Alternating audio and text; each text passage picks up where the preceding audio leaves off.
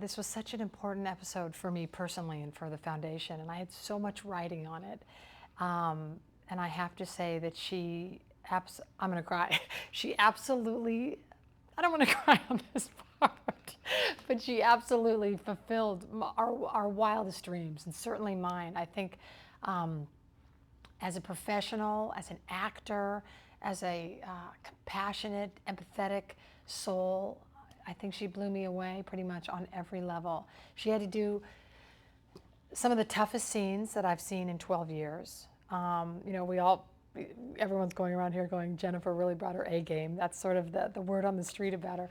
But acting with her was an inspiration to me and a true honor, and such a pleasure, because she's one of the most professional, prepared, lovely human beings I've ever met. But aside from that, the soul and the heart that she brought was unlike anything I've ever seen, and brought so much more than any of us imagined.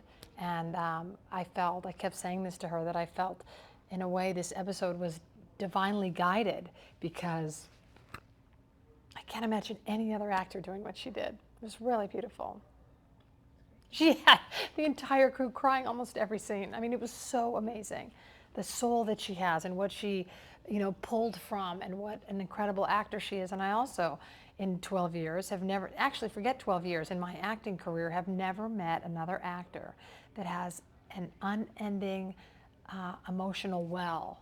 She was so full every take, and never got thrown. And I feel like, because this is such a important and a personal episode for so many people, I think that she really honored the victims' and survivors' journeys. And that, to me, was the most important part, is maintaining the integrity of what this episode is indeed about.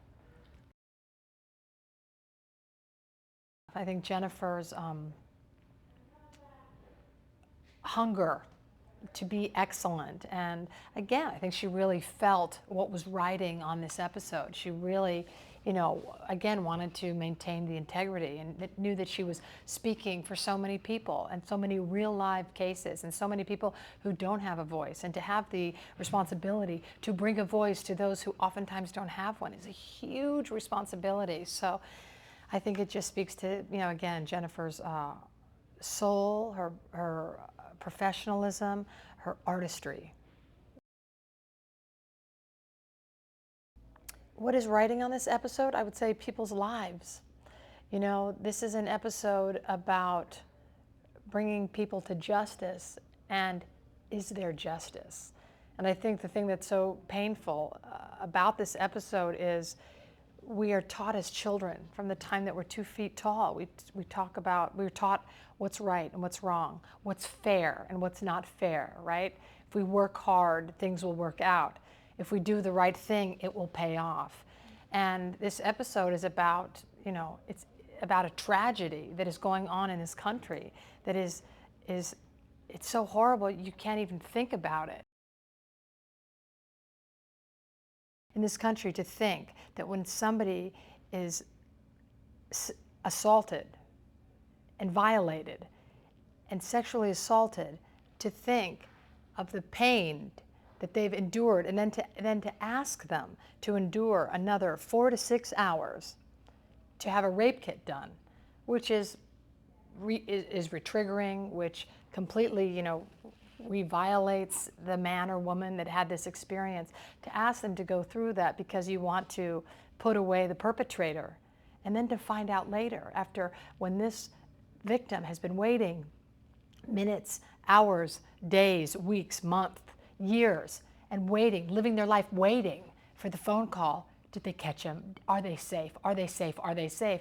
To then find out that nobody did anything about it, and to find out that nobody cares. And that's why, in this episode, there's a very profound line when I say, by not testing rape kits that are collected from victims, we are actually saying to the victim that we don't care about them.